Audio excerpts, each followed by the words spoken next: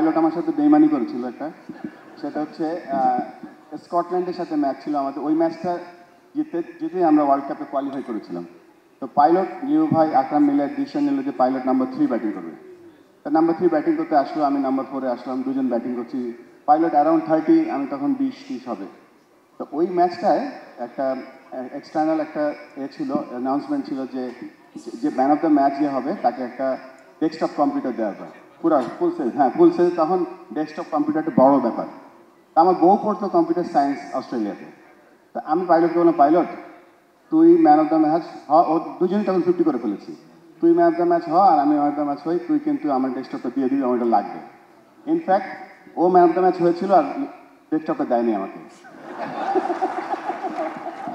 অনেক অনেক অনেক ধন্যবাদ। আমার মনে হয় যে ওনাদের আড্ডাটা চলতে থাকবে। বিগ রাউন্ড অফ অ্যাপ্লজ বাংলাদেশের 5 জন লেজেন্ড, জোরে করতালি শুনতে চাই।